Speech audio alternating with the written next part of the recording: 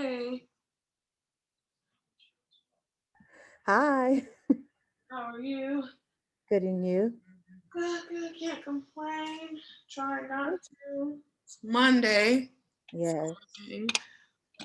Channel 7 News called the board office today Mm-hmm. asking questions about tonight's meeting. I wasn't able to get in touch with Mr. Burrows yet about it, but I didn't know if you could answer as well. Okay, sure. Do they just need something in written form or they need to talk to someone?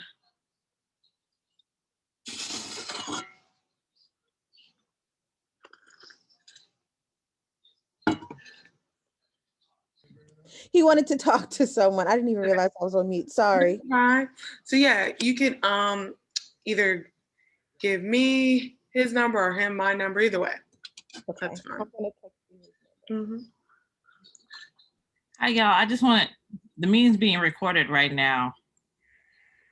number. I just push stop. Okay. Chance. Taking to join us today. That's tuning in live. Oh, go ahead. Sorry. Can I just call the meeting to order with the recording? Yes. I just officially call the meeting to order at 5:03. Turn it over to Crystal. Thank you, Ed. Just again, want to thank everyone that's tuning in and wanted to be part of this process as we really dive in to such an important conversation around how we're going to work to end the school to prison pipeline here in Prince George's County. And thank everyone that has taken the time to serve on this work group, because we're going to be diving into so many important, hard conversations. But I really am excited about a lot of the minds and ideas that we have assembled here today. I think we have so many people with diverse backgrounds and perspectives on this issue. So I know that we are going to have really great recommendations, and I am honored to serve as the co-chair with Ed for this work group. And so today we're really going to be diving into having a conversation and learning about what's happening on the national level. And so I will be passing it over to our facilitator today and the person that's making all of this happen on the back end to really get us the information we need to be prepared to dive into this topic. So Duana, I will pass it on to you. Thank you so much, Crystal and Ed, and welcome everyone to our second meeting. And so just a reminder for folks, we've already said this, but these meetings are being recorded just so everyone knows that and understands that. If you have a question, you can raise your hand feature and we will call on you. You do not have to have your camera on, but your cameras are greatly appreciated if you do choose to have those on. And please just remember to stay on mute when you're not speaking. We will be sending a Google form out after this and to capture any questions that you all may have that we're not able to get through today, but we will have time for questions today after our presentation from Advancement Project. And so this is just a review of the agenda for today. After our check-in, we're just going to review our community agreements. I know we have some folks absent last time who are just joining us for the first time today, so welcome. And so we're just going to go over our community agreements. We'll be, as Mr. Burrows said, we will be hearing from Advancement Project. They will be presenting today. We'll talk about our next steps and what our future meetings look like, and then we'll have some closing remarks. And so there are a number of people behind the scenes who are making things happen. And so I just want to let you all know who those people are. They're staff from Prince George's County Board of Education, Prince George's County Public Schools, the Restorative Justice Partnership and Advancement Project, who are serving as staff, consultants, and advisors through the duration of the work group. And so thank you all for helping make this happen. And so first, we're going to do our check-in. So we just want to know, again, we have some new faces. And so we just want to know who you are. If you go by something that is not showing up on your Zoom screen, just let us know how you want us to refer to you, what your pronouns are, the organization or entity that you represent, how you're doing, which is the most important question, and what is one thing that people assume about you that you wish was true? And so as we're, getting to work together, we're also getting to know one another better. And so we're going to, have some check-in questions just as a way for us to build a relationship among each other. As we stated at our last meeting, this is a long-term process. And so we have some short-term goals that we have to meet. However, we're going to be working together for a long time, both to ensure that the recommendations that you put forward are adopted, that we can continue to hold one another accountable. That was me kind of giving you all some time to think about that check-in question. So we're actually going to start with Mr. Burrows. Let us know your pronouns, how you're doing today, and one thing that people assume about you that you wish was true. I'm just the absolute worst at those questions. And to have to go first, we're going to have to redo the order of the list next time. But my name is Edward Burrows. I'm from the Prince George's County Board of Education. My pronouns are he, him, his. One thing that people assume that because I am 6'3", I could play basketball. And I wish it was true, but I have no hand-eye coordination whatsoever. Yeah. Good one. Hello, everyone. I'm next, Crystal Orieva. I am serving as co-chair and for the organization PG Changemakers, and pronouns she, her. And most people think I can function on no sleep, and I really wish I could, because I function horribly with no sleep. But I think that's something that everyone thinks about me.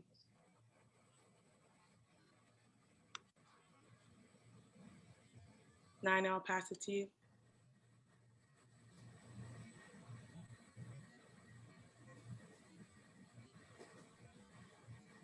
Nina, are you there? We can come back. We can go to Dr. Morrow. Hello, Dr. Colette Merrill, a pronoun she, her, hers. And I've been trying to think about this question. And I really don't have an answer quite yet. I guess I'll go from what Aisha said when we started. A lot of people think that I'm very young, and I wish that was true. Still young though.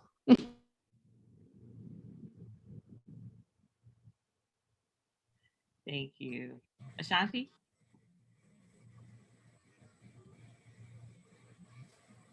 He unfortunately has to miss tonight's meeting. All right, thank you, Shanika. Go ahead, Amity.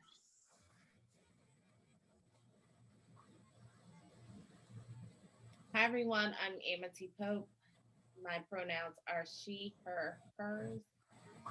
My organization is Prince George's County Educators Association. I am not well. I have a headache right now. Or I'm well and I have a headache. And one thing that people assume about me that I wish was true, similar to Dr. Marrow, that I'm a lot younger than what I look, as I have matriculated over several decades. I would like to be 8 again.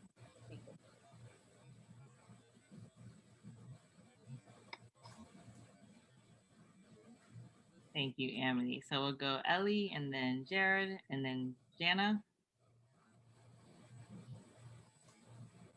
Miss Mitchell will be joining us later, so Mr. Tyler, you can go. Hello, everybody. I'm Gerald Tyler. Pronouns are he, his, and him. One thing that I think people often, I guess, assume that's not accurate. I think I can fix that thing, especially for community. Both at my immersion and one of the co-organizers of the County PTA Council. So a lot of people think I can fix everything, and I just can't do it all by myself. And I definitely rely on a strong team to help me do a lot of this community work.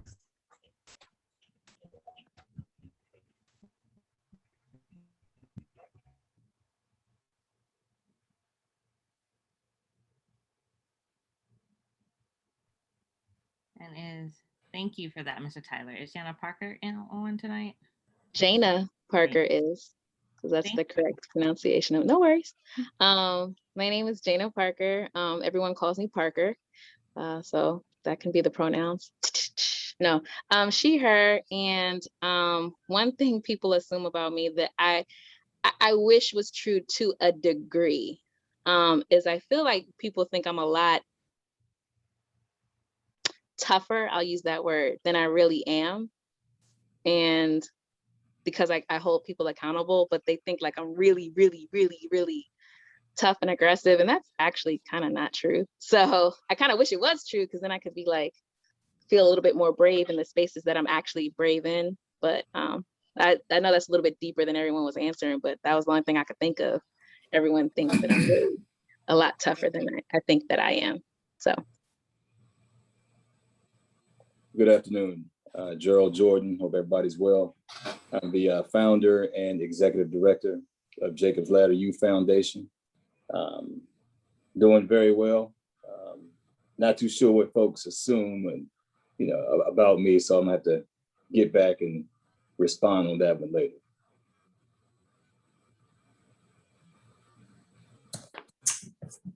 Jazz Lewis here. I'm a state delegate. I'm feeling good. My baby boy said mama this weekend, so my wife was nice and happy, so I'm feeling good about that. My pronouns is he, him, his, and something about me. I kind of struggle with that. What I'm gonna say though is I push a number of bills in Annapolis on criminal justice reform. So people assume I'm an attorney, and I'm not. I just play one in Annapolis. I can give you no legal advice whatsoever, but happy to be here. Good afternoon, everyone. My name is Mikhail Thomas Matthews. My pronouns are he, him, and his. Organization that I work with, PG Changemakers, and for a while I was the vice president of PGRAS. I'm doing pretty good today. Just came back from a trip today, like a few hours ago, so I was kind of rushing to get home so I can get on this meeting. And one thing that people assume about me, I can feel you in that, Mr. Burrows, because I'm 6'1", 6'2", and people assume that I can play every sport you can name: basketball, baseball, football. I've been asked to join a lot of teams, so that's definitely a trouble for me. But one thing that people do assume about me is that I guess that I'm a good public speaker, because I tend to get nervous a lot when I'm public, like right now. And people still say, "Oh, you speak so nice in public," and then I'm just saying, no, I get nervous like anyone else. But I think that's one people that I wish I was as confident as I guess I seem to be. But that's about it. You're doing an excellent job, okay? You really are. You seem like a natural. Thank you.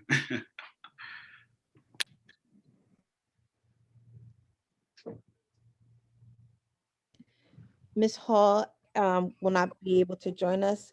So I don't believe Ms. Urbano's on the call either. So we can head to Miss Me. I don't want to pronounce it. Tony.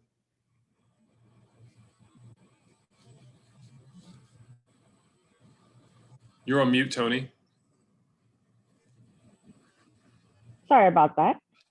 Good evening, everyone. Tony Mejias. I'm representing AFSCME, but I'm also a 19-year veteran support professional with our school district. I go by she, her, hers. I'm doing great today. And what I find people assume about me is that because I am a Latina, that I know all things about Hispanics and Latinos, and I don't. I wish I did. I try to stay on top of everything, but there's a whole lot of things I still need to learn. That's all.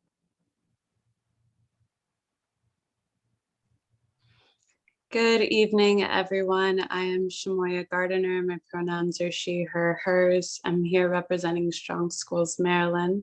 I'm doing really well, a little bit tired. I'm moving into my first home over the course of these few weeks. And one thing that people tend to assume about me that I wish was true is that I have all the answers.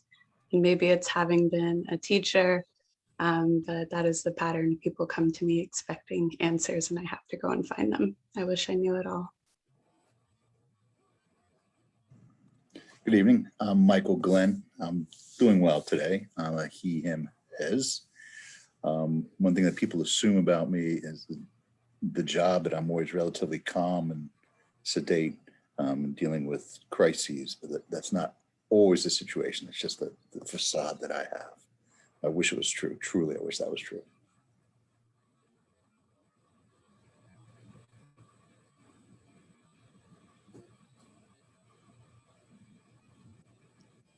I think I'm Mr. Weathers, and then Okay, Jackson. thank you. Good evening. I'm Hugh Weathers with with ASASP, represent school administrators, Unit 2 and Unit 3 in Prince George's County. I'm here to listen and learn and hopefully support Mr. Burrows. We've been supportive of his for a long, long time, going back when he was a student member.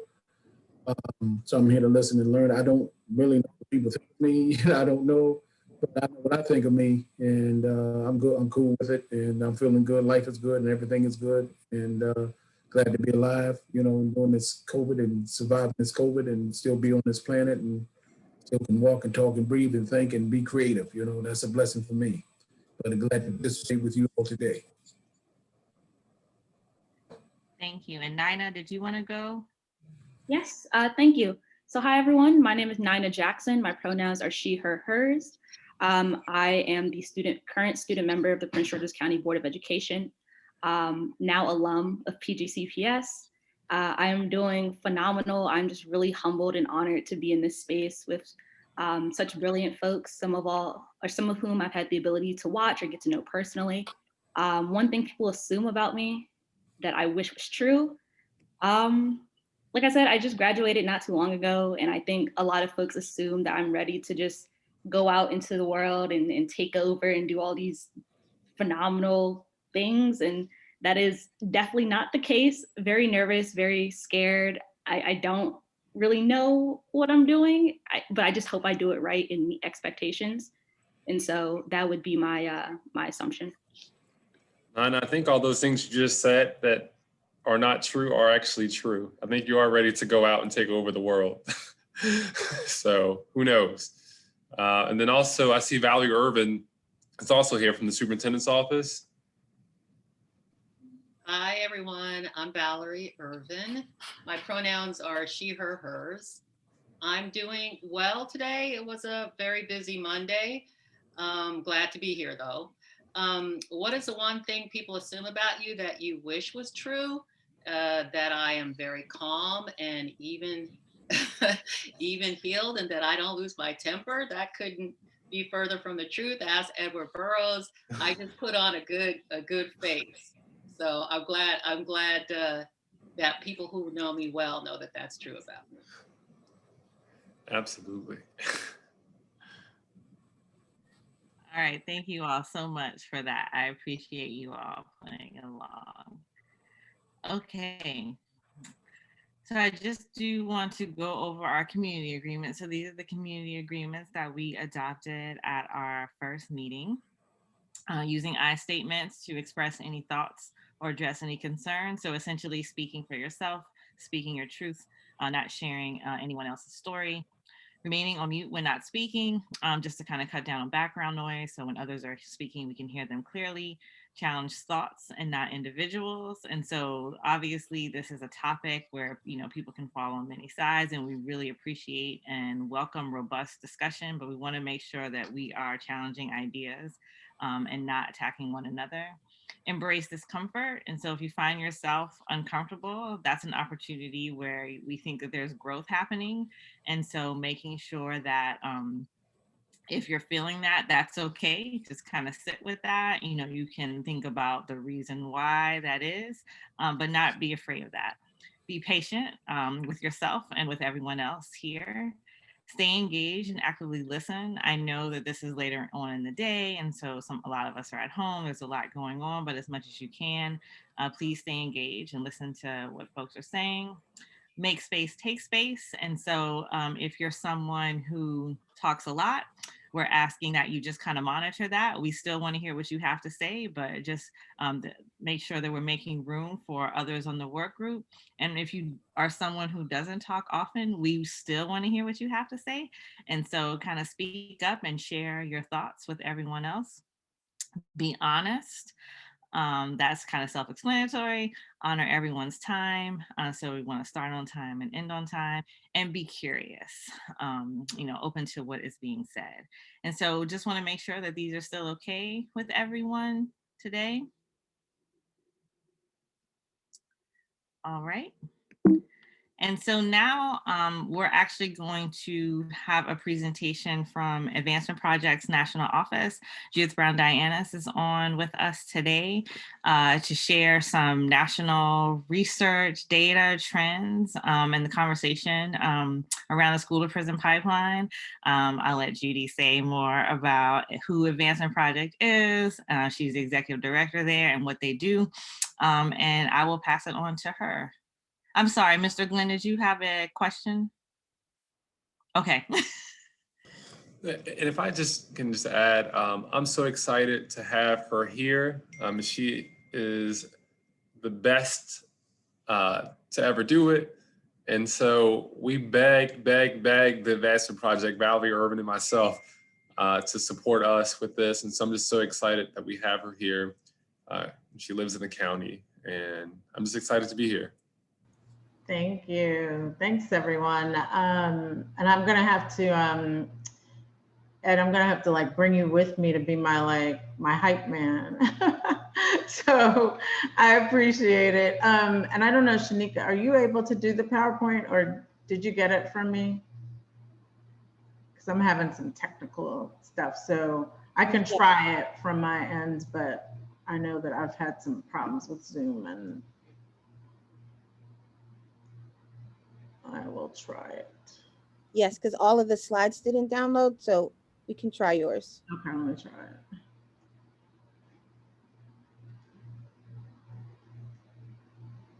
Okay, you all can see it? Okay, good. All right, so so first I want to thank everybody for the work that you're doing and for the commitment that you have to this issue. I'm going to go through basically today a PowerPoint that's going to do some level setting for us. First, I want to start with who Advancement Project is. So we're a national racial justice organization started in 1999. I have been there since 1999, and we work with grassroots groups across the country to build power to end structural racism. We have, since the day we opened our doors, we have been working on issues around school to prison pipeline. And just to give you a little bit about me, I grew up in New York, but I'm a transplant to Maryland, have been living here for a long time. And I'm a mother of an 18-year-old, a daughter who went to Ferguson Elementary and then to Accokeek Academy for middle school, and went to private school for a couple of years so she could live out her basketball dreams. And then moved over to Gwen Park High School and graduated from Gwen Park. She was there for her last 2 years playing basketball, known as the best three-point shooter in the county. And so have been here and part of this community and have seen the schools up front, but I also have been working on school to prison pipeline issues for the last 20 some odd years, and was one of the first people to kind of look at the issue of zero tolerance and to start writing about it and starting to support groups around the issue. So this is some of the work. I'm a lawyer by training, but an advocate by heart. And so this is some of the work that we have done over the years. We hosted the first National Summit on Zero Tolerance, released our first report that I wrote back in 2000 called Opportunity Suspended. We came across the issue of policing in schools in 2003. And so this is a little bit of the work that we have done over the years. Most recently released a report called We Came to Learn, and it's on a website called wecametolearn.com. And we have been building a movement of young people and parents across the country who have been dismantling the school to prison pipeline, including rewriting school discipline codes, to now, most recently, we are one of the conveners of the Police Free Schools movement. And so we work with not districts, but communities that want do not want police in their schools any longer and looking for alternatives, and have had a number of wins, of course, in the past year. So here's we're going to go through this, basically talk about what is the school to prison pipeline, the history of the school to prison pipeline, because I think it's very important that we talk about how we got here, and then the national landscape with data and research, and then consequences and solutions. And I'm sorry, I'm going to talk at you all a lot. I want to kind of get through it so that I can answer questions on the other side of it. All right, so what is the school to prison pipeline? Again, you know, what we really wanted to, in talking through the work that we're going to be doing together, do some level setting so that we all have kind of the same understandings and language. And so when we think about the school to prison pipeline, I know that many people know these terms. It is the policies and practices that are directly and indirectly pushing students out of school and on a pathway to prison. And so it includes things like harsh discipline, increased policing and surveillance in our schools, reliance on referrals to law enforcement. Basically, it's not only a policy and a practice, but it's also a philosophy that is behind it, that some educators have, and it's also the under-resourcing. And so I want to talk some of like, where did it come from? We kind of like started with these ideas around zero tolerance, kind of was even before we started talking about the school to prison pipeline, the language around zero tolerance came up. But actually, even though this slide starts with the 1980s and zero tolerance, if we go back to what happened after school desegregation, we actually will have seen disparities in the way that discipline is done between Black and white students right after school desegregation, right? And so that is important to note. The first report that I've come across that talked about Black children and discipline was written by the Children's Defense Fund back in the 70s. And then, you know, if we fast forward to the 1980s, what we had was this thing called zero tolerance. It came up in the drug policy context, with the idea that we would have zero tolerance for drugs and for cocaine, et cetera, and it became criminal law. But what we have seen over time is that what has happened is that we have taken what we have used the failed policies of the war on drugs and brought them into our schools. We've dusted them off, but I'll talk a little bit about how that shows up. But so in 1980s, we have zero tolerance policies. We then moved into the 1990s with the 94 crime bill and the Gun-Free Schools Act of 1994, which was actually President Joe Biden, senator at the time, was one of the authors of both of those bills. And we have what was called the super predator narrative. Now, this is important because this gets at what was some of the driving force behind the way that we decided to treat young people, especially young people of color. And so if you're not familiar with the super predator narrative, I really think you should get familiar with it because it is a philosophy and a theory around young people that has stuck with us.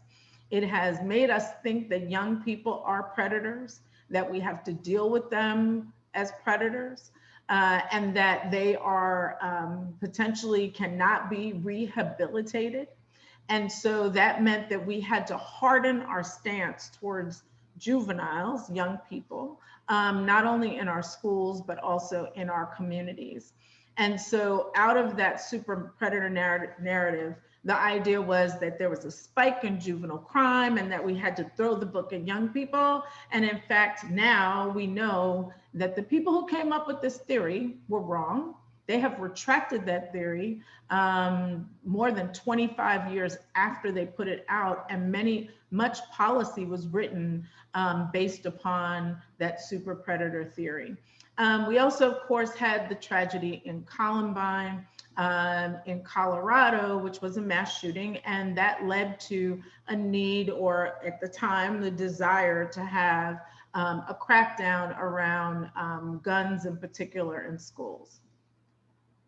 So this is what, when I talk about how we've used the criminal justice system and put it into our schools. And again, important to understand where our policies come from and the ways in which we've developed our theories around young people. We have used these 3 policies: broken windows theory, 3 strikes laws, and mandatory sentencing. We've taken them from the criminal justice system and put them into schools. So I'm going to break that down a little bit. So mandatory sentencing, folks may know that this was used in the criminal legal system. You do X, Y, Z, and you get this response. And it was supposed to be taking some subjectivity out of it. But what we find is that in school discipline codes, what we were starting to see, and this is a little older one, this is one from Mississippi, where you would have, let's say if you were engaged in a fight, the first offense, 3 to 5 days, second offense, 4 to 6, then the third offense, alternative school. So there were mandatory, there was no way out of this. I represented a young girl in Mississippi who, for a fight, it was mandatory 10 days out of school. No, we're not talking about it. We don't care about any of the complicated situation that it was. You just get 10 days out of school. Broken windows theory. So those who don't know it, this is used again in the criminal legal system. Is the idea is that we have to crack down on the small things so that they don't get out of hand.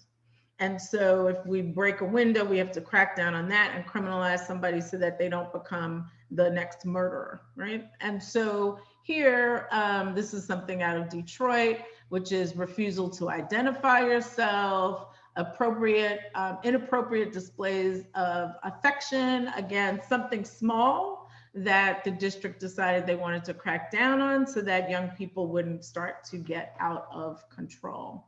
We often see that with things like uniform offenses for wearing the wrong thing.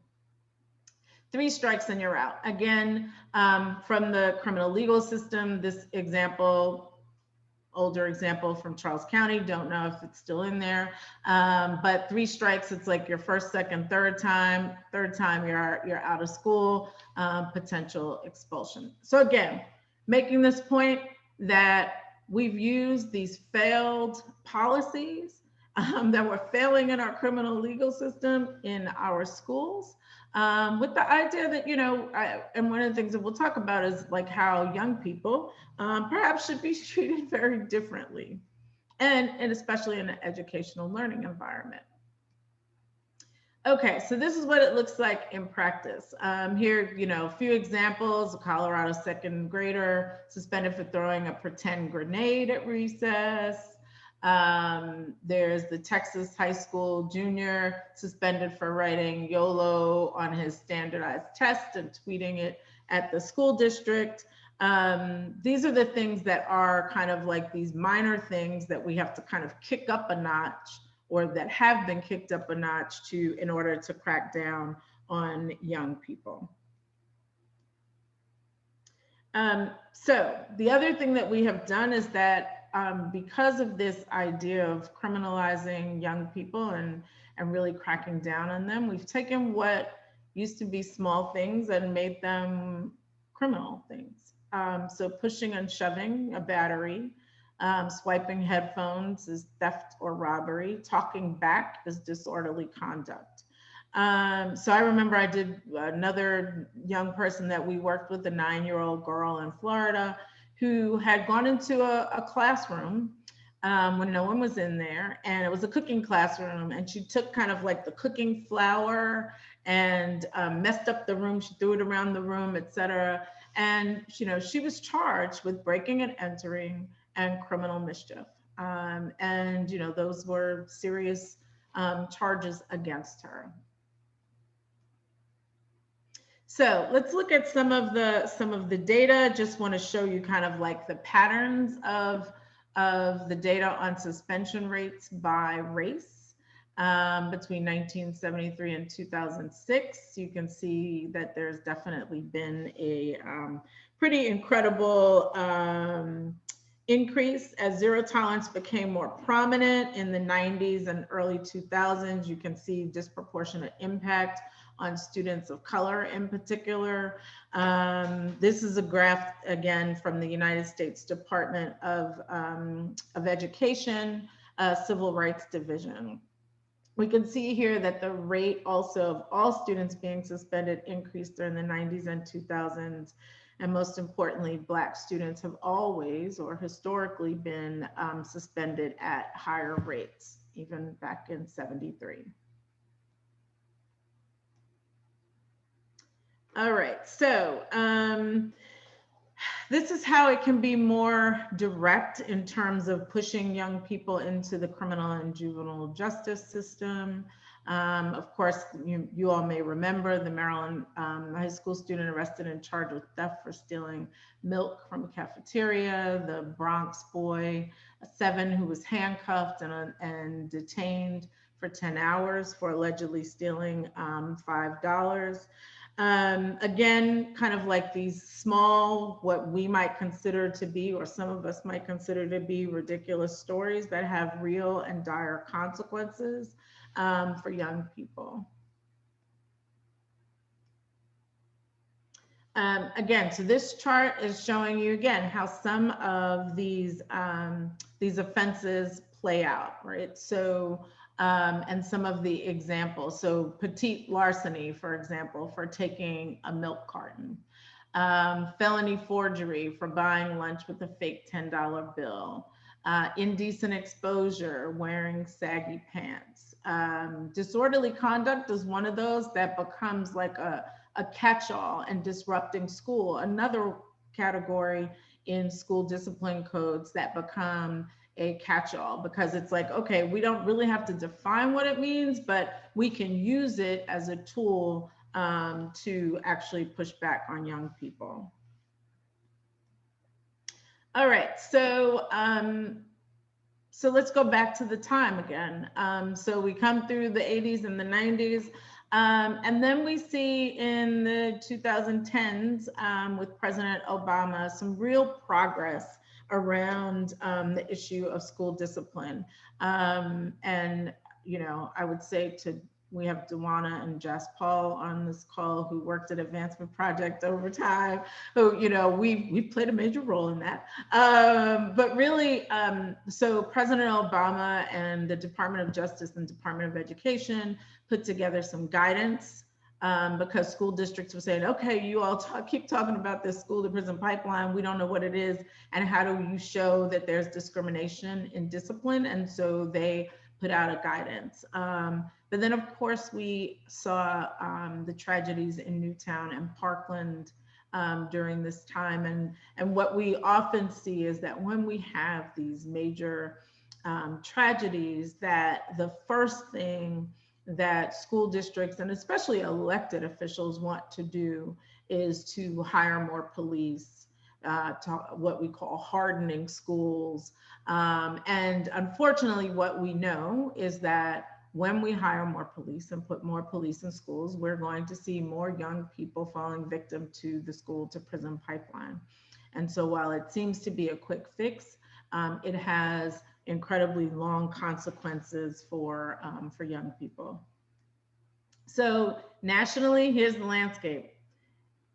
Over 3 million students receive out-of-school suspensions annually. And I will tell you that that number has been about 3 million since I started working on this issue. And while we have some wins in certain places, it is an intractable issue. And this is also, again, disparities. So for white students, suspensions, the likelihood of being suspended at least once if you're white, and, you know, versus which is 1 in 20. And if you are a Black student, 1 in 6. If you are a Black student with a disability, regardless of IDEA, and in fact, you know, a lot of school districts don't really care about IDEA when it comes to discipline. We see the numbers 1 in 4 Black students with disabilities who are suspended at least once. So nationwide, Black students are almost 4 times likely to be suspended from school as white students, 3 times more likely to be removed from the classroom but kept within school. So that could be an in-school suspension program, 3 times as likely to be expelled, 3 times as likely to be referred to the police, and 3.5 times as likely to be arrested for an incident. In Maryland in particular, we know that almost 61% of school suspensions and expulsions were Black students, although Black students make up about 35% of student population. And of course, you know, the next time we meet, we'll dive into the Prince George's County numbers. Jana and her team will be going through some of that information. So I want to talk about the kinds of disparities. So these disparities go across the board at all of the intersections. So let's talk about Black girls in particular. Black girls compared to white girls. Black girls had 4.19 times the risk of receiving out of school suspensions. They're 3.99 times at risk of expulsion, 3.66% at risk of arrests at school. So these, you know, so Black girls, we often talk about Black boys, but we do need to focus on Black girls also and how they are being disciplined in our schools and the consequences for them. So I want to talk, before I talk about this slide, I want to talk some about this issue around disparities. Because here's the thing, is that Prince George's County, you know, you won't see the kinds of racial disparities because of the fact that we are a Black and brown school district, right? But just because we don't see racial disparities doesn't mean that we're doing discipline right. What we really should be looking at are the rates of suspensions and whether or not we are relying on or the overuse of suspensions, arrests, referral to law enforcement.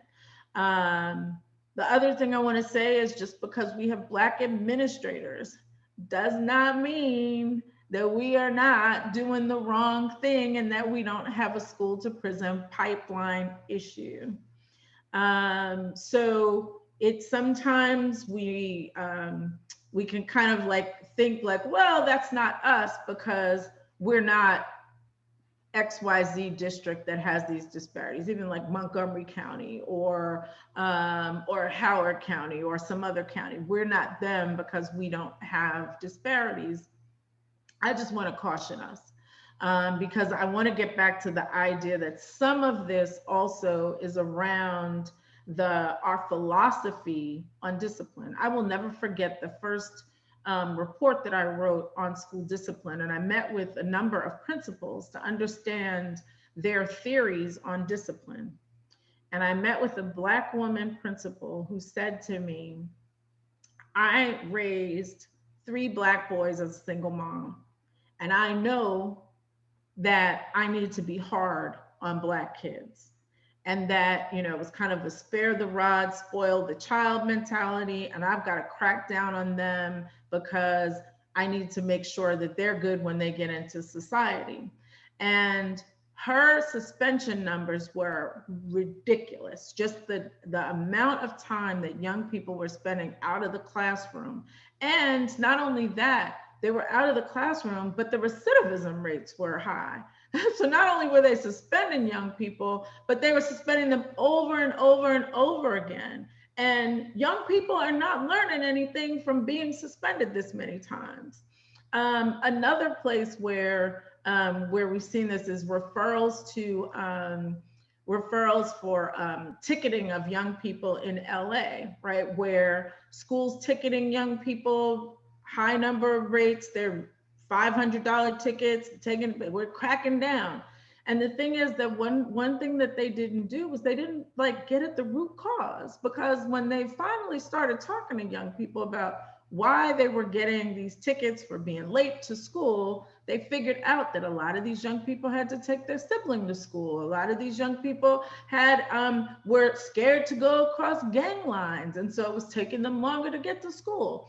So I just would caution us to not think that because we are a school district of Black and brown people with Black and brown people in leadership, that it does not mean that we have a school to prison pipeline issue.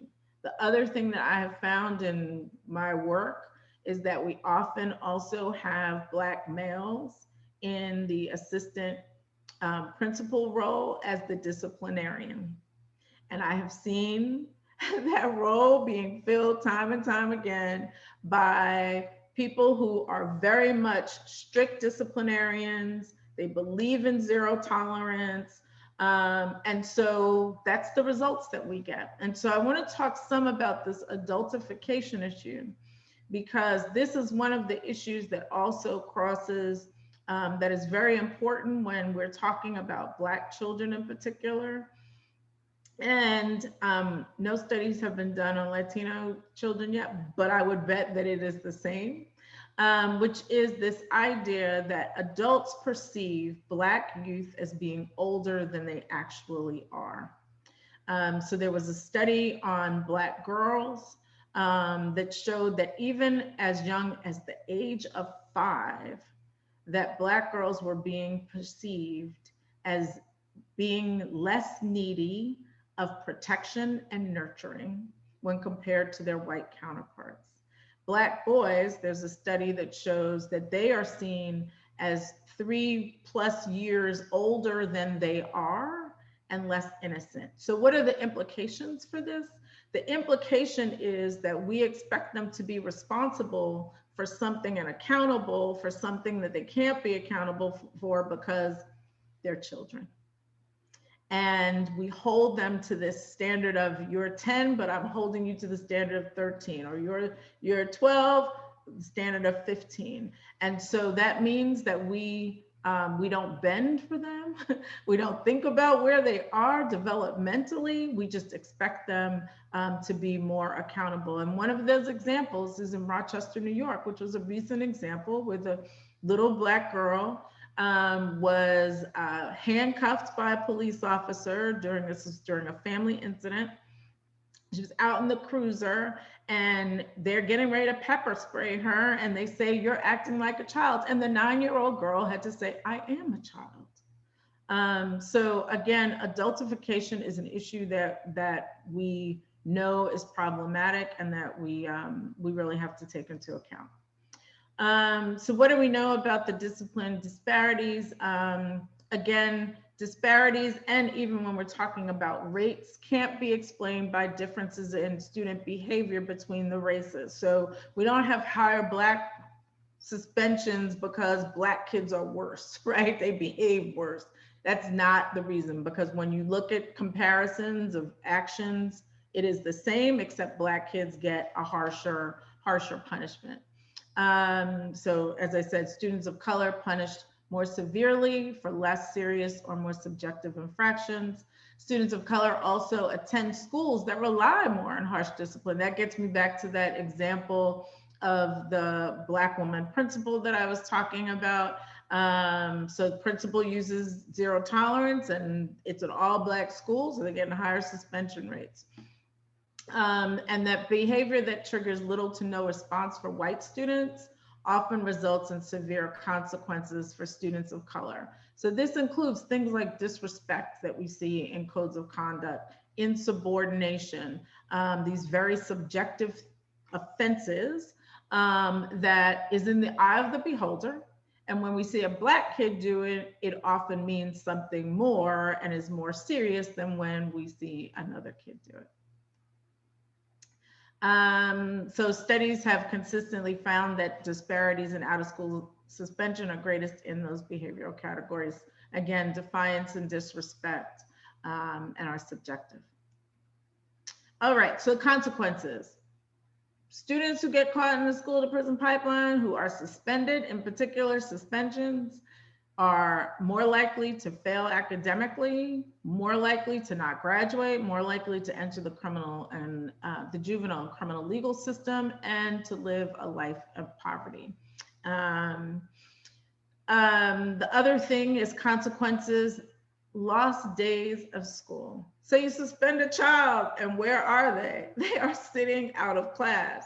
You sit me out of class, then I am not learning. If I am not learning, then I am likely to fail. I remember with my own daughter having like one day of being sick, and it's sending her into a tizzy because now she's got to catch up with assignments and all of that. And I've seen instances where teachers were not very willing to be like, okay, you were sick.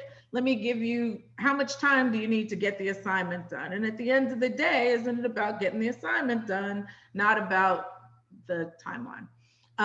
But the lost days of school are serious. So Black students lost 103 days of instruction per 100 students enrolled.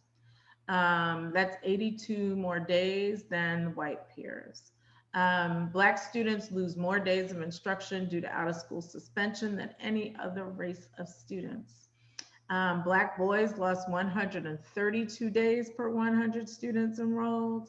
Black girls had the second highest rate at 77. Students with disabilities lost 68 days per 100. So again, you can see, if you can imagine, that 1 day out of class, 2 days out of class sends them into a trajectory. There is a statistic that says that a student that is in 9th grade who is suspended at least one time, because remember, a lot of students are suspended more than once. So suspended more than one time is 3 times more likely to drop out of school. So this is just a graph that shows this, this lost time in class.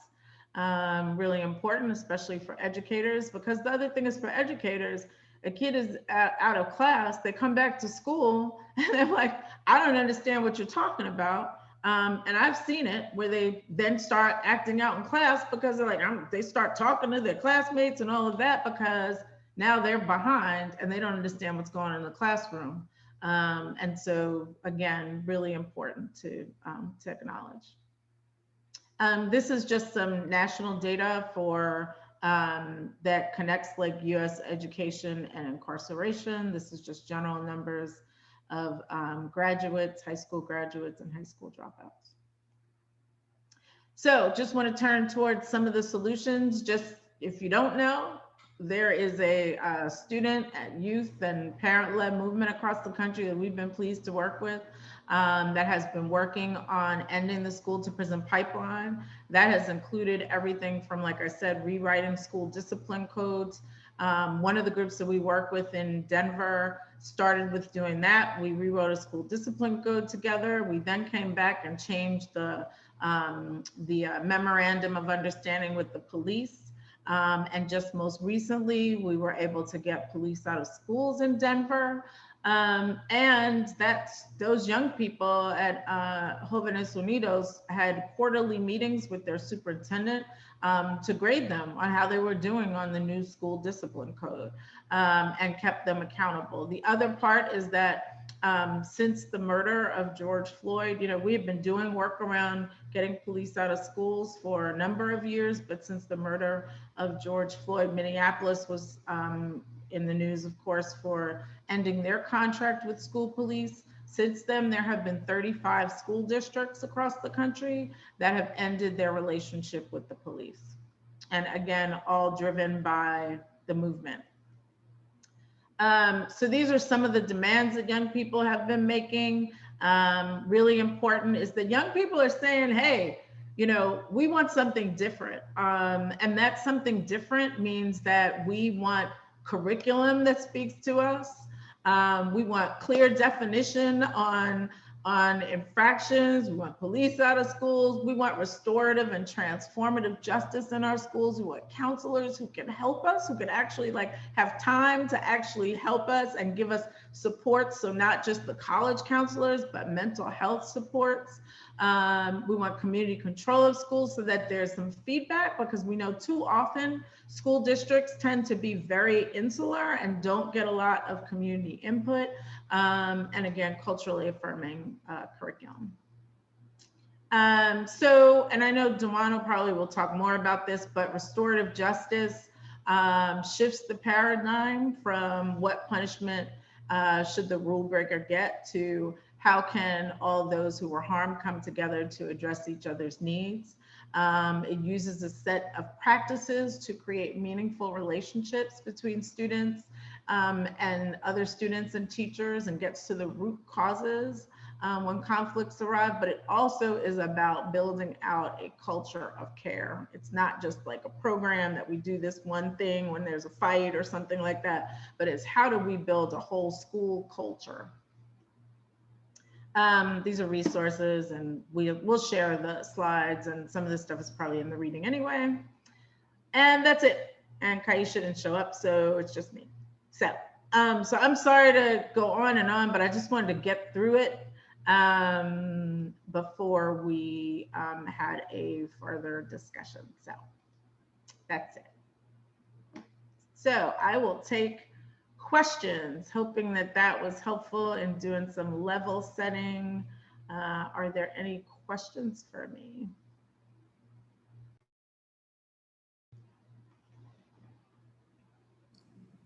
Yeah, Nina.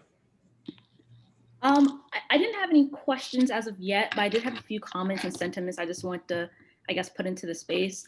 I really just wanted to thank you for that presentation. And I think it did a fantastic job at that level setting and what, I guess, the purpose behind that presentation was. One of the things that stood out to me during the course of the presentation was when you highlighted the fact, when you highlighted the demographics of PGCPS. And I think when we have this conversation about student discipline and what that looks like for PGCPS, you have some folks who maybe fall back on the fact that we are a minority majority school district, and they use that kind of as a wall or as a rationale or as a justification for, well, we can't possibly, be part of this system because, we're predominantly Black and brown. When the fact of the matter is that being a minority majority school district doesn't absolve you or divorce you from upholding a harmful system. And so I really wanted to thank you for bringing light to that. And then second to that, I wanted to also thank you for the fact that during your presentation, when you talked about the advocacy going around, occurring around this issue, you intentionally centered the demands and the wishes and the vision of young people engaged in this advocacy work. And so that definitely stood out to me. And that was very impactful. So thank you. Thank you. So yeah, and I just wanted to add, to your last point, that I think that well, both of these points. One is on the issue around majority people of color districts. It is one of the things that I'm excited about with this work that this task force is taking on is that most districts that are mostly Black and brown students don't take on this issue because they think, we got it, we're in charge, we love our kids, etc. And so they just walk away from it. So I actually think for Prince George's County Public Schools to get this right and to actually be like on the front edge of this will be incredible, right? Because you can't sweep it under the rug. The bottom line is, are young people feeling safe and protected and nurtured in our schools? And do they feel like they're learning, and are their minds being expanded, and are they loving coming to school, right? And we want every young person to love to come to school, right? And we know that we have a lot of schools that aren't like that. And so I think that is the part about centering young people, because what also happens in school districts and in this kind of work is that the last people that anyone asks are young people, right? Which is like the one place where, like, if you go into the market, into the commercial market for, I don't know, for Starbucks or Dunkin' Donuts, they're asking the customer, the consumer all the time, how are we doing? And too often we don't ask young people because we think that they don't know, but they know.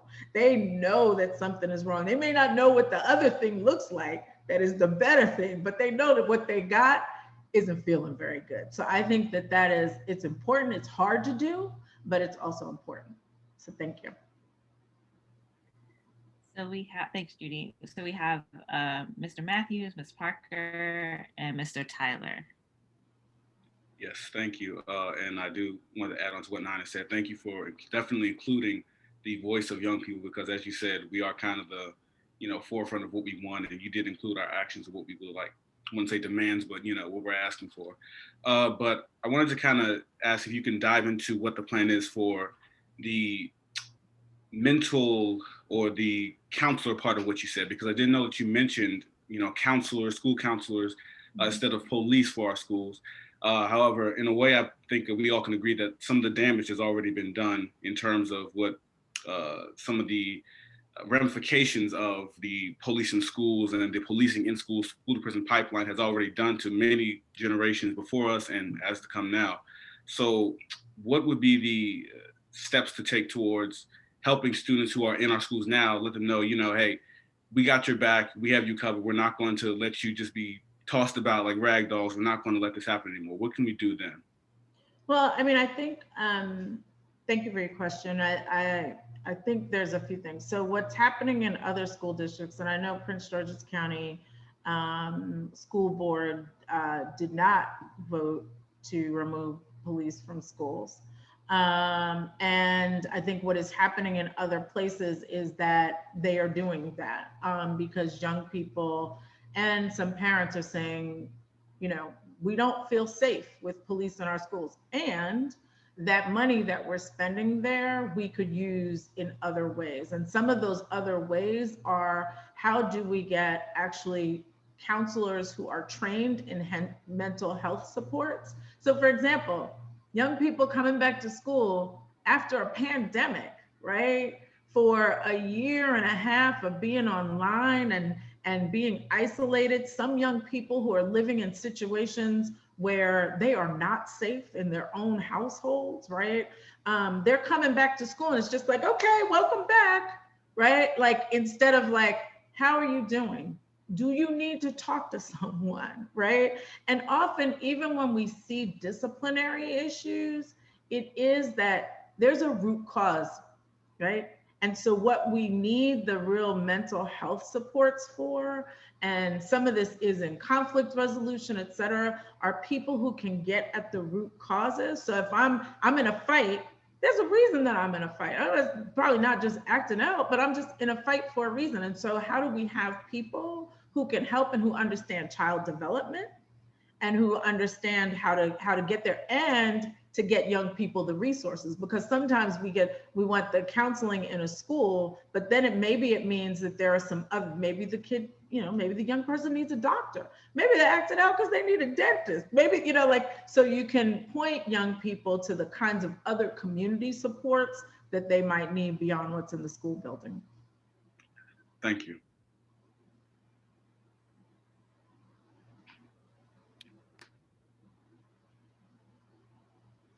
Yes. So first of all, thank you so much for, I guess, clearly looking at the historical context of how we got to this place over the course of American society, right? And then on a national scale and how it trickled down on a local scale. I really appreciate that. I know it's something that we have been articulating in various groups to the Prince George's County School Board in various capacities when we did push for the removal of SRO officers from the school system and hoped to have that vote. I think it's very important to note that this idea of police being within schools essentially ran or came out of a segregationist, integrationist thought process, particularly in Black and Brown capacities. And I think it's important to kind of center the thought process when we talk about moving forward. I know there's this consistent narrative around police providing protection and safety, but we have yet to provide the numbers that support that sort of perception and that narrative, making it any sort of thought of reality, which we know it not to be. And so kind of also going with that thought process of thinking about what is safe for our students, right? It's bigger than the thought of safety. And I also like how there, to me, I felt there was a underlying touching on how, I'll say it this way, I read it as this colonialism, this colonistic mindset in regards to how to control Black and Brown students and the policing of them in regards to school policies, school procedures, and who we have around them, right? Because it doesn't matter how many trainings a police officer has in regards to school, they are still police officers who have a sworn duty to enforce the laws. And the laws may look like you brought up, just disorderly conduct, right? Which is this catch-all that you can arrest children for, which I believe the public defender also brought up to the Prince George's County Board of Education in regards to policies, procedures, and Maryland state law. So I just appreciate all the tie-ins and kind of reinforcement that advocates on the ground have been talking about directly to the Prince George's County School Board and its members in regards to this particular issue. Thank you. So I don't know if the We Came to Learn report was in the readings, but if you go to wecametolearn.org, we in our report, we actually have the timeline of how police got in schools, and it starts like in the 1950s, was definitely used during right after school desegregation as a tool of control, and increased over time. And I think every community decides for itself, right? But the question is, how are you deciding, and whose input, and what is the process, right?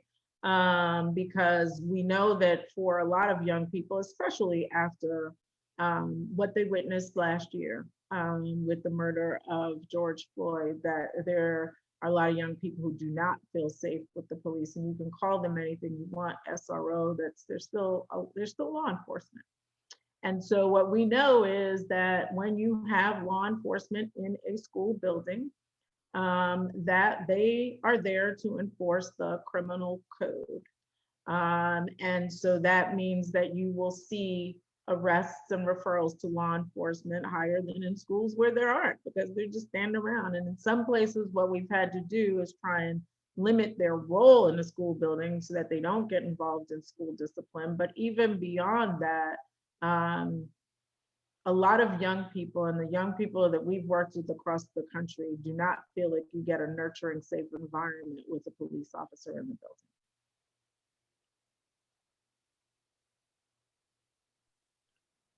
Thanks, Judy. So we have Mr. Tyler, Ms. Oriata, Mr. Burrows, Ms. Mejias.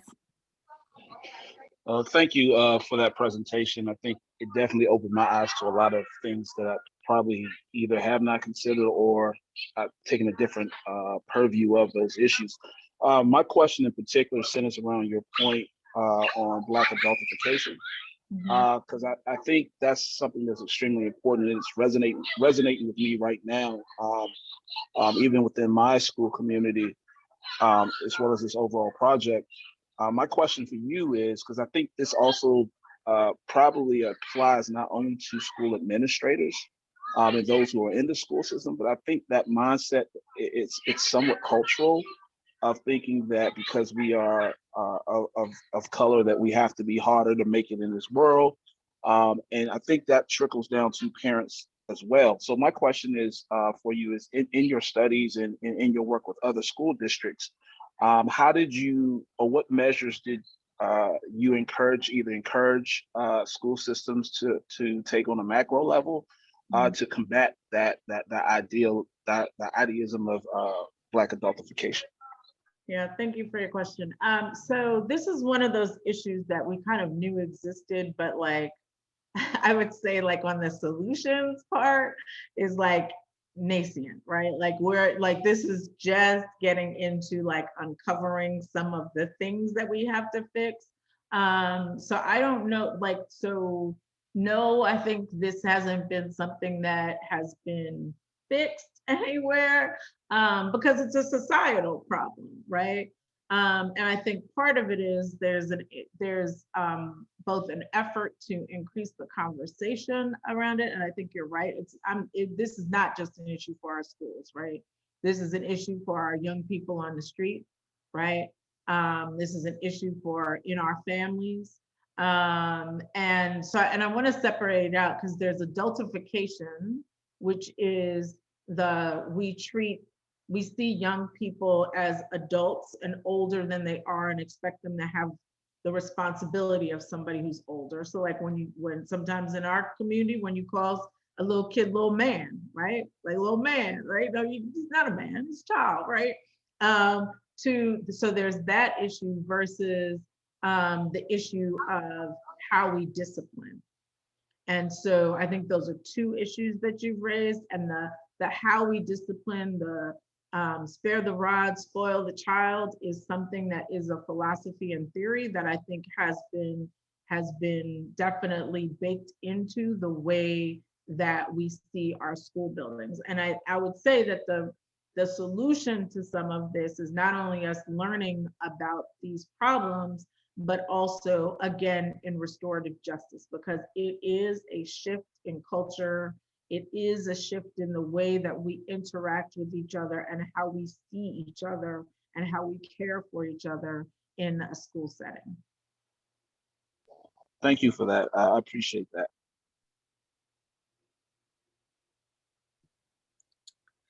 Just want to echo thanks for this presentation. I found it truly thoughtful, and as someone that has been in the trenches of this work and working on ending the school to prison pipeline for a long time, I still found nuggets of information there and learning. So I really appreciate that. And it really had me thinking about when you talked about what I look at as this narrative change, and I would say like districts or communities that look like ours, where the leadership is also people predominantly of color, and this idea that maybe we can't inflict the same type of harm that's done on our children in our communities because we're also people of color. And just wanted to know if you had any examples of how to unpack that, or what that process looked like in other districts, or is this like a new undertaking here in Prince George's County? And then that second part about, because you talked a little bit about that adultification, but I think too, what I realized in the work I've done here in Prince George's County is that there's also this narrative where our community really has taken on believing our children are villains and how we see our children. And so how do you start unpacking that? Like, what does that look like? Because that's a true narrative and culture change, because there's like opposition to these changes because of what you said, like people believing that you actually need an armed officer and corporal punishment to police Black and brown children. And so just your thoughts on like, what does it look like to start unpacking that narrative? What are things we could start doing to change and shift that? Yeah, so thanks, Crystal. So Dewana probably knows of some school districts, but I can tell you this is a hard conversation because it's a family conversation, right? And like, and no one, does anyone want to admit that they might be doing something that even unintentionally, right, that might harm the people that we love, right? And so that's a hard discussion to have. And I think to unpack it, I do think having more of these conversations so that people understand adultification. I think also understanding like being able to, when you go into a school building, you can tell the environment, right? You can sniff it out the second you walk in the door, right? And the way in which we may talk to our children that a white parent wouldn't expect their child to be talked to, right? And so I think that it is hard because we don't want to admit to it. I hate talking about it, right? And I don't tend to talk about this unless I'm in a small session. We get recorded right now because I think it puts on blast some things that we don't want to talk about internally. And this is, of course, not to let white folks and structural racism off the hook. I want to make sure people understand I am not letting them off the hook, because that's what created this problem, right? Even the narrative, right, around our children and the way our children should be treated is a result of slavery, right? It is a result of the predator, the super predator, right? It is the way in which our society has decided that Black children are inferior, that they are disposable, that they are a risk, that they are scary, and Latino children right after them, right? Like this is something that our society has to own. And then we have to do the work that is the hard work of realizing the ways in which we may have bought into it, and we may be perpetuating the harms against our own children. And it is a hard conversation. I've had a few of these conversations where it didn't go anywhere because people didn't want it. They didn't want to own that, right? And it's easier to like say, oh, it's this policy over here, or it's this.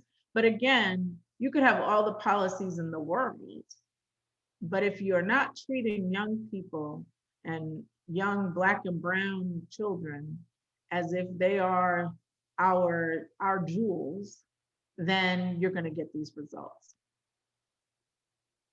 So I don't know, Jana, can I bring you in just to answer that question? Is there a school district that you know of that has had this conversation and you feel like they've moved in the right direction?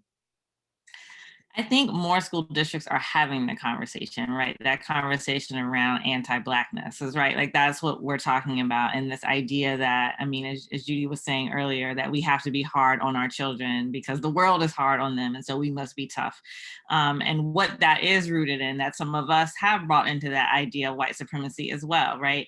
And so I think starting with that conversation around like what, you know, when people say that to me, like that we have to be hard on Black children because the world is hard on Black children, and if we don't do it first, right? I mean, that's also like a form of abuse, right? When you think about like a cycle of abuse, like, and so, you know, what I typically respond to that is, you know, I'm not really trying to create a world or be hard on my child so she can exist in a harsh world. I'm trying to raise my child in a way so she can transform the world, right? And so if we just continue to do the exact same thing, then we're going to get the exact same result. At some point, we have to interrupt that narrative, right? And we have to be the ones to say, okay, well, we're actually going to treat our students better, our young people better.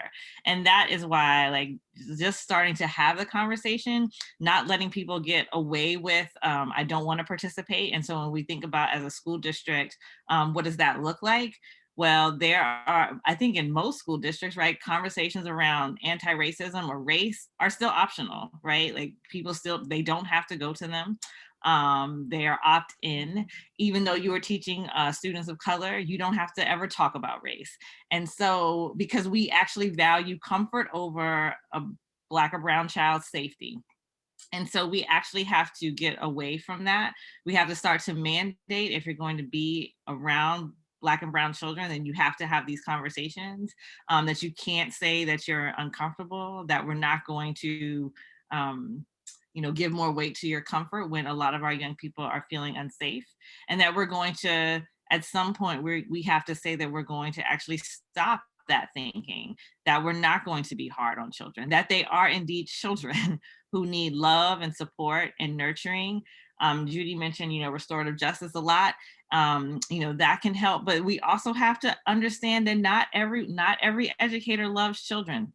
And so what are the conversations that we're going to have as a school district, as a county, with when we have people in front of our young people who don't believe in them, who don't want to be there, who refer to them in a certain way and nothing ever happens?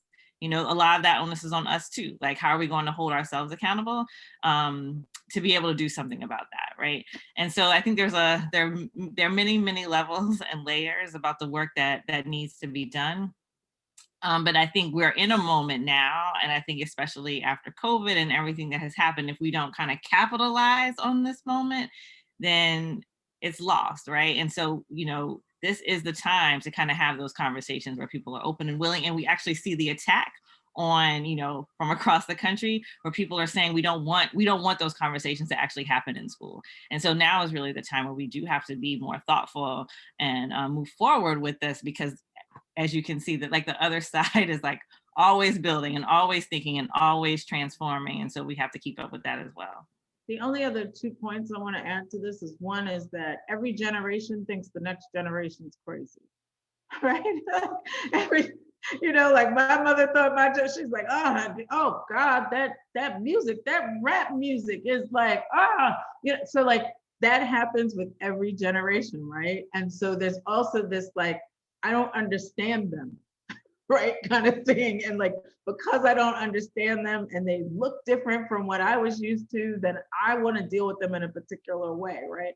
Then the other thing that I think sometimes takes over this harder conversation is like an acknowledgement of all of the kinds of issues that young people face, right? So that becomes like the kind of scapegoat issue around, well, this child is hungry, this child, and that's not to say that the child isn't hungry or that the child is living in a household where the parent's not there and working all the time, or, you know, there are children have issues, right?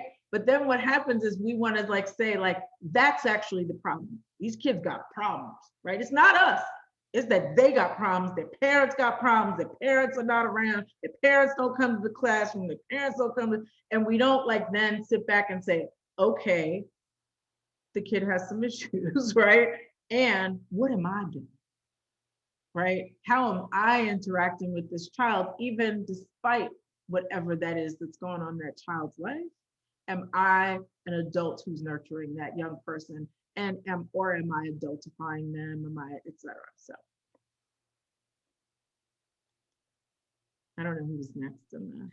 We have Mr. Burrows, Ms. Mejias, Mr. Lewis, Ms. Jackson, and Mr. Matthews. Okay. I am really kind of blown away by the presentation and all the revelations contained in the presentation. You know,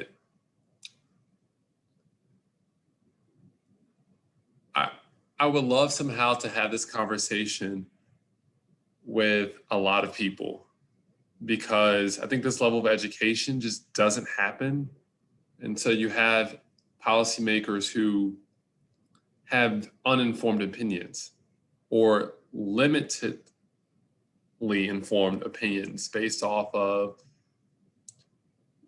like random anecdotes, which are important, but you know, I feel completely different about this entire topic having had this conversation. Not completely different, but I feel like maybe more affirmed in my thinking.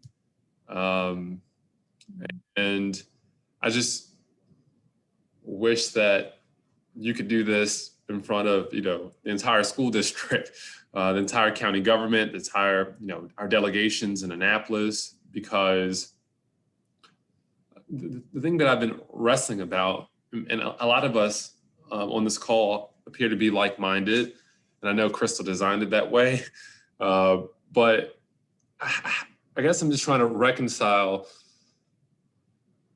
everything that I have heard and understand based off your presentation with the reality of knowing that these changes require to work with people who feel differently. Right? And so, and feel differently for a host of reasons, legitimate and not so legitimate, educated and not educated at all. And so I guess I would like to pick your brain about how do we approach that with them? You know, I have a county council member who is adamant that gangs are taking over her schools. And so, you know, we need as many police as possible in that school. And if we don't have it, you know, a child's going to die. I mean, you know, you have elected officials saying, yeah, and that person could be legitimately afraid and uninformed. And then you have even parents who, you know, have reached out to say, you know, similar to what you said earlier, you know, this narrative has become a part of society in some cases. Mhm. Inherent beliefs that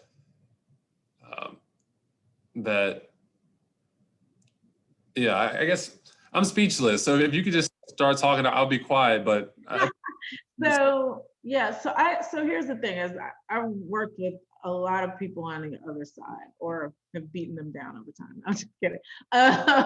But what it has taken is people have different interests, right? So we gotta like know where they are.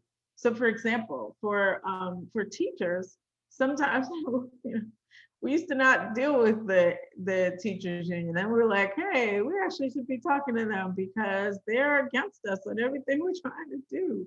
And so we started talking to them, and the interest there was that the thing that we got them on was like the time out of class, right? They were like, oh, that's right. They're gonna be out of class, and when they come back, they're gonna be like not knowing what the heck I'm talking about. Then they're gonna be disruptive. Okay, right? Or they care about the fact that I actually want my students to graduate. I don't want to deal with them in this moment because they're, you know, I would rather put them, because the easiest thing for you to do is put a young person out of class, right? And they often wouldn't know what the consequences were of being put out of class, right? All they know is you're not my problem right now, right? So being able to tell people what the next steps were and what the consequences were. Oh, that person went down to the principal's office, and then what happened to them after the principal's office, right? Oh, they called the SRO. Oh, what happened after the SRO came? So being able to like show that trajectory when their intended consequence was to get them out the classroom, right? For electeds, you know, it is kind of showing this connection between you suspend a young person today and they're showing up before Michael Glenn tomorrow, right? Like this is, you know, thanks very much, but we don't want them in this system, right? And so I think part of it also is, and we've seen this happen in several places, which is great about this space that we have together, is that Michael can tell you who's coming through the system, and Michelle Hall can tell you who she's representing, right? And how sending them to Michael Glenn is not a rehabilitative moment for a young person, right? And Michelle knows that young person, what's gonna happen to them. And so being able to connect the dots for people to understand that what you may have done right now has this ripple effect that's also for the people that also care about money, right? This is how much it's costing us, because this is an expensive school system. And we also know that there are a lot of people who don't send their kids to the school system, right?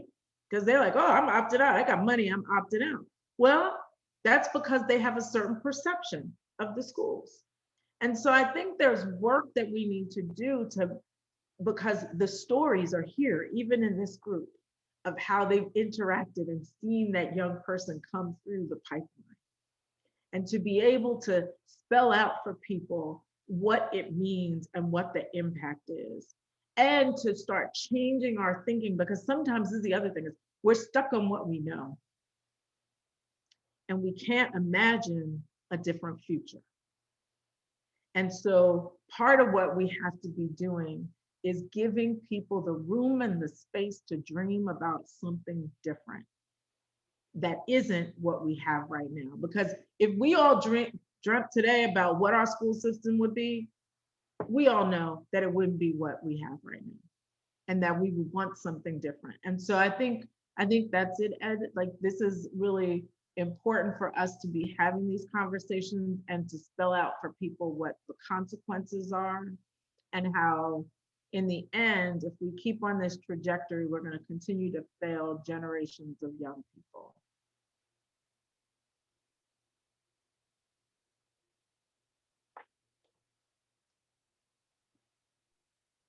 All right, Ms. Mejias. Yeah, thank you so much. I've known about the advancement project for quite some time. A few of my colleagues work alongside your organization. But just to kind of piggyback on what Jana was saying and Ed Burrows was saying, you know, to me, I think a lot of it is just about awareness. Like me I'm working for the school district, like in my mind, I kind of thought, oh, they're gonna pass getting rid of SROs. But then as I sit on an association of majority educators in this state, I come to realize that, believe it or not, a lot of our own educators, even people in the community, you would think that because they hear the school to prison pipeline so often, that they would understand what it truly is and what SROs really are in a school, and they really don't. They just don't have the full awareness. I've had several conversations where I'll ask the question and they're like, I don't really know, I don't really know what it means. I have an idea. I just don't want the same thing that happens in all these shootings in other schools to happen in my school. So let's keep SROs. Like there's just the awareness we think is there. It really isn't there. How do you create that awareness? Just continuing this type of work. I've seen I've seen organizations similar to yours, really close to yours, going out and speaking at community forums, just all kinds of community forums in the different counties and different areas in the counties. But I've come to realize that a lot of it is awareness. People really do not understand what an SRO is, and they don't really truly understand the school to prison pipeline, or the mere fact that the only reasons that police officers were ever created was to ensure that the slaves behaved and didn't do what they weren't supposed to do so that they wouldn't run away and things like that. People don't realize how deep rooted police and, criminalization really is within the schools and how everything really just started. But yeah, it's creating the awareness that we really, really need to do, especially if we're gonna do it, it's within our school district. Yeah, I agree. I mean, I remember doing focus groups with Black parents some years ago. And basically, when you started asking them about school discipline, they were like, yeah, these kids are crazy and you need to throw the book at them and da, da, da, da. And then when we started giving them the data and we started telling them the stories, they were like, oh, and their whole mind shifted because they were like, oh, is that what's happening to our kids, right? Because then they started to see the systemic part and they started to realize like, oh, this is some racist stuff, right? So then all of a sudden it kind of like, it gelled for them. And especially and we're in a moment where people are thinking differently about police and the criminal legal system, and people are understanding, right? They've read the new Jim Crow and they're starting to understand like how all these pieces come together in ways that are detrimental to our community. So fully agree with you. Mr. Lewis. Thank you. First, thank you so much for that presentation. I kind of feel akin to Ed, where it reinforced a number of things I already believe. To not be too long, because I know you've been up here talking for a bit. Policing, particularly in our school, is grounded in Jim Crow and Juan Crow and its ramifications.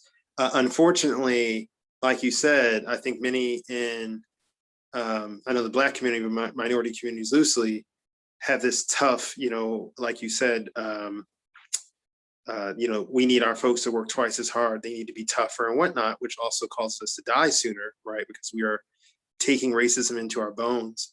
But you have this Joe Clark mentality. That's the only way I can think about it. Everyone's seen, the idea of Joe Clark, and this idea of a principal who really cares for their child is tough on them.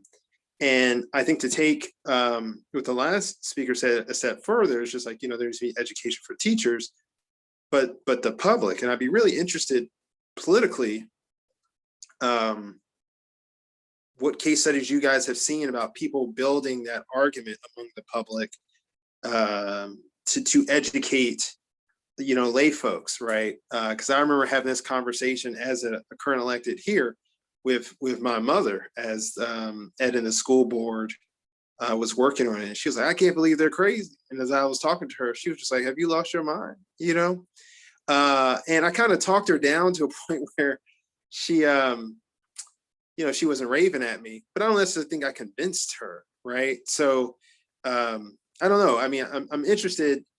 I know everyone is looking at this issue right now, and one school system can't address all these systemic inequalities that exist within society. But like, you know, any tips for us, I guess, in the public domain, having public campaigns to educate the public so that we can, you know, bring this back before the school board once the work group is done and it potentially getting support. Because what I don't want it to do is we go through months of us going through all of the information you guys have collected and your expertise, and then we are insufficient in our capacity to convince the rest of the elected leaders, be that the county council, folks in Annapolis, folks in the school board, to get this accomplished. So you asked me for my organizing plan. So, I mean, I'm an organizer at heart. So that's what yeah. So, I mean, I think, you know, Prince George's County is a difficult nut to crack, right? Because again, you have people of color in power at like every level, right? So a lot of people don't get too involved civically because they're like, oh, I elected that person and I know they're going to be fine and I know them and da, da, da, da, right? So I do think that this is an organizing effort, right? This is, and I agree. I think that, you know, it would be horrible for everybody on this task force to do all this work and to come up with great ideas that get slammed down because we don't have the public will to do what we need to do. And so I think it is like, are there ways to have small, you know, kind of like town halls or, you know, and this is the other thing, you got to catch people where they go, right? Like, so they may not come to a town hall, but, you know, my daughter played basketball, so, and I know we would go to those games at PG Park's games and, you know, be in that system, and those games would be packed, right? Like, where are the opportunities for us to connect with people and to tell the story, right? And then there are organizations, right, that are civically engaged, like Casa de Maryland and like the folks that Crystal works with that really are bringing the word out. And it's just a matter of how do we kind of like make that exponentially, right? And some of that is, you know, do we need to do some radio talk shows? Do we need, but using the churches, we got lots of mega churches, right? How can we plug into the churches with some of this? Because I fully agree with you. If we could be sitting here having a great discussion and then move nowhere because everybody else still thinks that Black and brown kids are just bad, and that would be wrong, but. Thank you so much. Yeah, we have to develop that political will. I'm with you 100%. All right, we have a few more speakers or questions. Ms. Jackson, Mr. Matthews, and Mr. Glenn. Thank you. I really like the point of conversation that Mr. Burrows kind of kicked off about how do we communicate these really transformational ideas in a way that everyone kind of can have access to it, right? Because we all understand that everyone has a different entry point to this conversation. From the student perspective, I guess specifically, when we talk about like the role SROs play in our schools, right? We understand that because of biases and prejudices and privilege and intersectionality, you have some students in a school setting who may never come across an SRO in their life out of the 12 years they're in this school system, right? For whatever reason. You may have some students who may have access to SROs, but have access to SROs in a way that in their mind reinforces this social and cultural idea that police are here to protect us, right? So with that being said, and kind of with this conversation that we're having, one of the things I guess I wanted to inquire about is about how can we begin to have this conversation with students? And I know young people are already doing the work, but specifically in a school-based setting, on a school-based level, how can we have this conversation with students? Are there resources or tools we can provide to students who may themselves be in this situation of possibly going down the school to prison pipeline route? Is there tools or resources we can give the students to advocate on their own behalf or the behalf of their peers when they're kind of in, in this rock and a hard place type of situation? And then also kind of tools we can give to enhance students' understanding of the situation. Because just to provide an example, I've been in a class where a student may get called down to the main office, or admin or SRO may come to the door to get a student, and you hear a lot of oohs and ahs and, oh, you're in trouble, or you did X, Y, and Z, and kids kind of see this sort of like levity to it. And so that's, I guess, my perspective, or what I'm trying to kind of get a better understanding of. So I've seen it done different ways. Often for young people, so most of the groups we work with are actually youth organizing groups. So there are nonprofits set up to organize young people, and they, young people just collect other young people, and then we train them up and they go out and do the work and the advocacy, and they bring in more young people.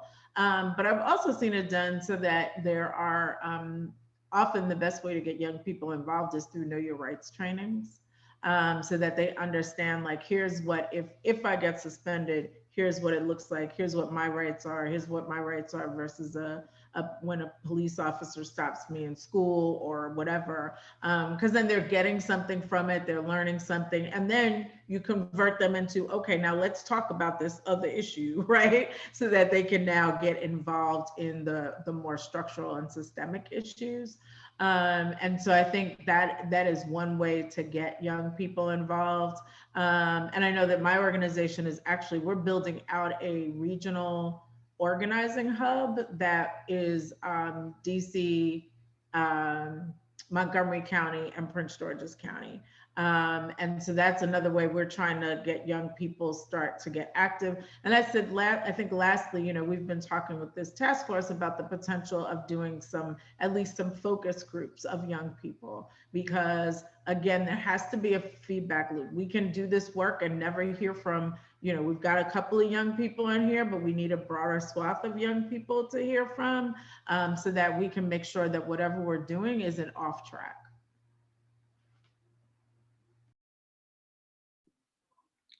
Right, second question, and or rather comment. I just wanted to really thank you, Ms. Brown, and really everyone here for the initiative that we've taken thus far to address the many injustices that have been done and the difficulties that we face, especially when you talked about the generational differences, because I know growing up with my grandparents, there are different levels of looking at what's been going on with the Black community and Brown people community. Because I know my grandparents have taught me a lot, my father has taught me a lot, and looking at how we deal with things now, I've taught myself a lot. My grandparents always taught me when they were growing up, they were taught to not even look at certain people because they might be, beaten, they might be lynched, or even worse than that. My father said that when he was growing up, he was taught to, keep his hands on the steering wheel, not reach for the glove compartment, or you might seem like, you're reaching for something else. And even myself, I was taught by my father, and it's a lesson that I will never forget in my lifetime, to not seem aggressive, which is where I think I get my calm demeanor from, to not seem aggressive because you might seem like you're getting hostile. And lessons like those are lessons that I think a lot of children are taught, Black and Brown children in particular are taught. And I think one of our goals is for that lesson to be not necessary, to be honest, because of the work that we're doing here, trying to free someone of the thinking that when they come to school, they can't be safe, not because of an outside force, but because of an inside force.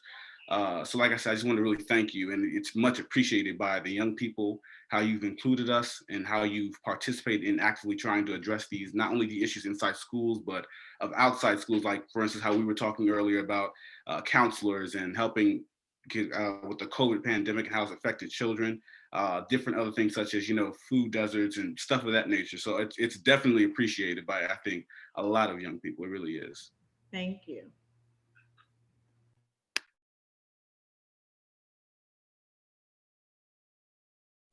Mr. Glenn?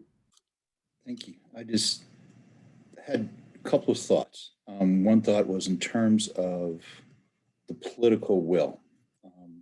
What I had a question was an alternative to the SROs and trying to appease that concern that they have.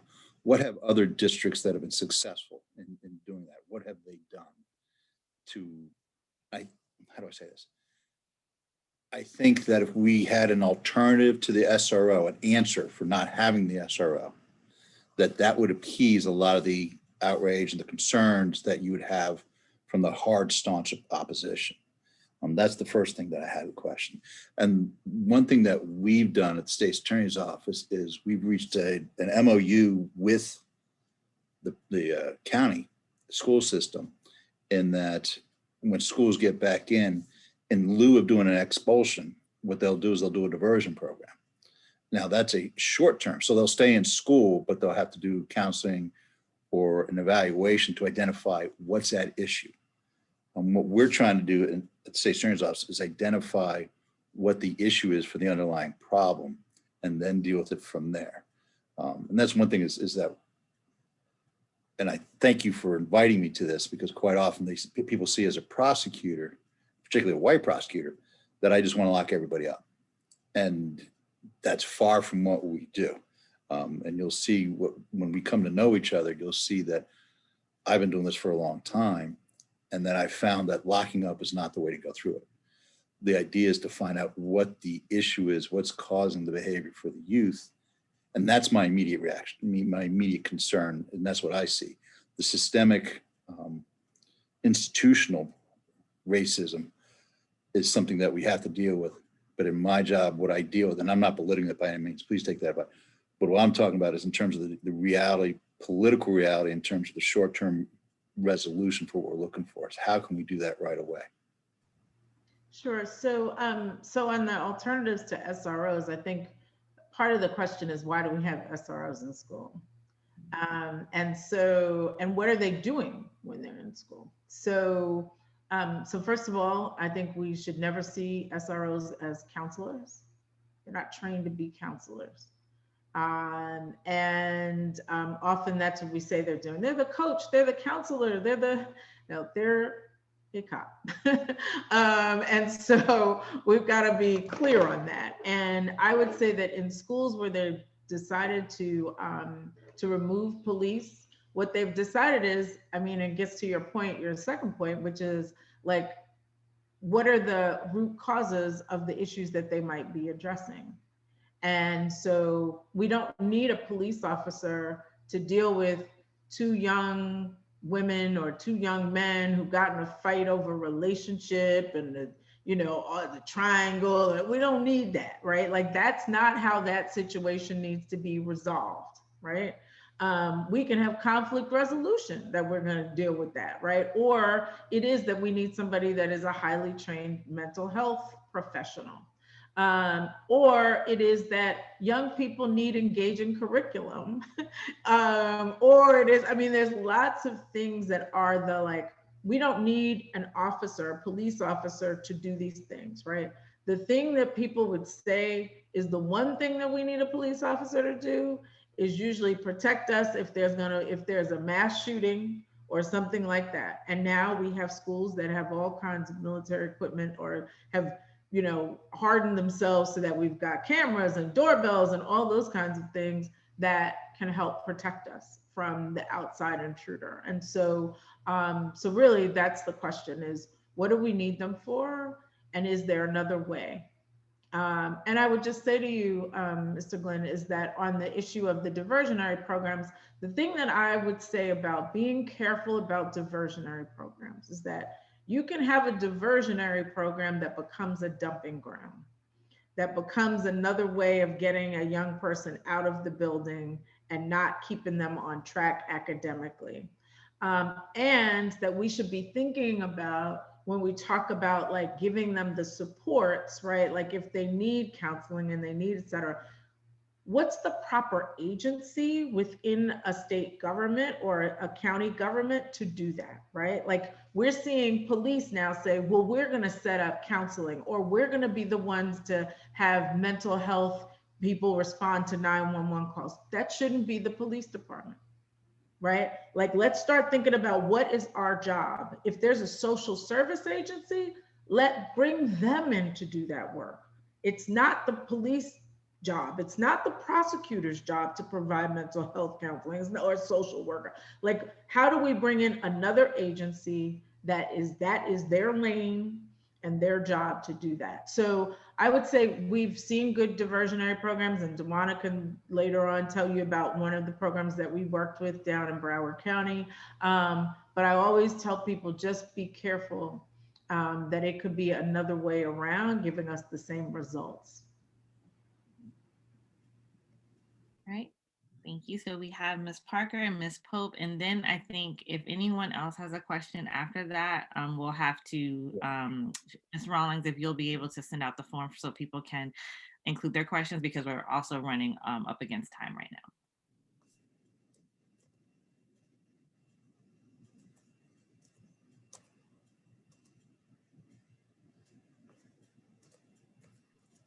You're on mute, Parker. Oh, I apologize. So many. You'd think after months of being on Zoom. Mr. Glenn, I just had a question based off of something you had said, and then I have more of a question for Ms. Brown. If you could provide us, since you brought it up in context to this conversation, if you could provide us a copy of the MOU in regards to the diversionary program, as well as like maybe a clear understanding of what that is for the public, that'd be great. And then Ms. Brown, I thought about something that Nina said in relation to just like interaction with students and SROs. I know that, although I wonder if your work kind of touches on the different levels of interaction different students have. I know that Black and Brown students generally have higher rates in general, but I noticed as a former educator and talking to students as well, that students in specialty programs and students in honors programs and students in these various programs, they do have a different experience with SROs altogether, primarily because they're seen as a different, for lack of a better term, class of students. And so their experiences with SROs, aren't the same as their counterparts. And I just kind of wanted to know maybe if there was any data that kind of touched on that. If not, that's fine. But I know that as I've had conversations with other students, that was something that they kind of had alluded to, like, yeah, I don't have any problems, but I'm in the science and tech program. I don't have any problems because I'm in Suitland's, interbaccalaureate, and not to say that that automatically isolates you or insulates you from other experiences, but I've noticed that there's this almost academic classism in regards to the type of experiences that some students have versus others. So I've not seen data on that, but I will say this anecdotally. I mean, people, this is profiling of a different type, right? It's student profiling, right? This group of students, they're not a problem. We don't have to pay attention to them, but it's these other kids over here. You think about Latino students who are profiled as gangbangers all the time, right? And like, they're just, they just know, like, they are MS-13, they are, and so that level of profiling that also, happens when you have police in the schools, but educators profile too about the good students and the not so good students and what they expect and their expectations for the not so good students, right? That they become the problem. And in some ways, in some school districts, to take it even farther, that they're starting to use threat assessments, right? They use the school disciplinary records to build out threat assessments. And the threat assessment is supposed to tell them, the police, who the next shooter is. And so these are all like serious issues, surveillance, et cetera, that happens when you have police in schools that lead to kind of those outcomes. I think we have one more, right, Dawn? Ms. Pope. I'm having technical difficulty, so I'm not even sure if you can hear me. We can hear you. Okay. So thank you so much for what you've shared. And I have to admit, I was absent for a little bit with my technical difficulties. You mentioned threat assessment. Can you share any more about that, because I think this county has adopted that as a tool that's utilized. And I feel like I think it's utilized with teachers. I'm not sure who is actually collecting the information, but what would it need to be used for, and who is really authorized to complete threat assessments? So I don't know about Prince George's County with threat assessments. I mean, we can, I guess, Jana maybe look into that, but and somebody on here might know, but I know that there are school districts that use it, like I said, to be able to assess the risk, the violence risk of students. And it's usually a collaboration between the police, the prosecutor, and the school district. That does take into account school disciplinary records, and if the young person has a juvenile record. And then, you know, it's kind of like, it is this is the student we're gonna monitor, and we're gonna watch, and we're gonna, you know, we're gonna escalate things very quickly with that student. Unfortunately, a thing that it doesn't take into account is that child development and the fact that the young person that you meet at age 13 is probably not the same young person at the age of 14. And it just heightens the disciplinary actions for young people. So we can try and get maybe some readings to add to the folder for folks that people can read about threat assessments that are being used in schools. Yeah, and I'm not sure if it's threat or if it's risk assessment, but there's some form of assessment document that would be helpful for us to have on the Prince George's County side. That's it for now. Thank you so much. All right. Thank you, Judy, for your presentation, and all of you for your questions. Dr. Marrow? Oh, no, Yeah, so did you? I was just going to say, in reference to the threat assessment, we might want to reach out to student services. That actually falls within their domain, and it's actually meant to help our students and actually reduce suspensions and bullying and so forth. It's not used as a negative means. It's actually a new grant that we have around that. So student services department would be a good department to actually share that information with us. Thank you for that, Dr. Marrow. So that I'm going to turn it over to Mr. Burrows and Ms. Oriata to kind of close us out. For our next meeting, which will be on July the 12th, we will be hearing about local data, local policies, local practices. That will also be an opportunity, after you hear some of that data, for you to request at our fourth meeting if there are any other departments or any other information that you would like. And then we'll start at that point to have a conversation about how we're going to organize ourselves as a work group and develop these set of recommendations that we're going to put forward to the school board and the school district. So Mr. Burrows and Ms. Oriata. Thank you so much, everyone, for taking the time. We had, I think, a really great conversation and learned so much, and hopefully the public did as well. I can say for myself, I was initially, you know, and still disappointed by the result of not removing SROs from our school system. But the silver lining is the conversation, the work I think that we're going to do here is that ask for additional conversation and knowledge. So what I'm really excited about is that what we're talking about and what this conversation was today is that, yes, officers are a part of the school to prison pipeline, but not the entire thing. And that was what I think just did such a great job of really talking through how there's so many layers to it. And what I'm excited about is that we have an opportunity to give layered recommendations. So for so many touch points, to be very thoughtful about what we think are those steps for ending the school to prison pipeline.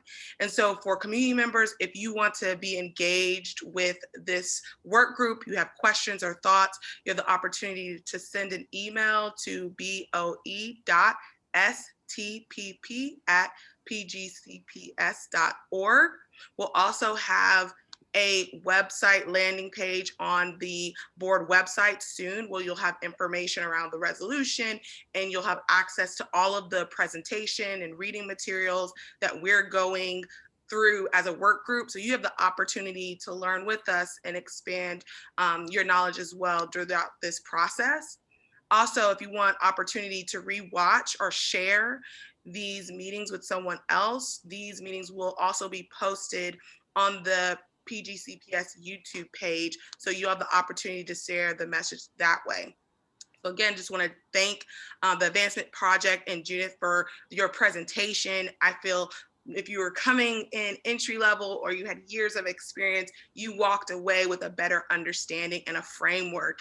And I think that what we just did today, a lot of people talked about awareness, awareness, awareness. Just this platform and this opportunity and space is awareness. So I ask for every person that's serving on this work group to share, post the links as we are having these meetings so that people can learn with us, share the video so that they can tune in and learn from this presentation as well.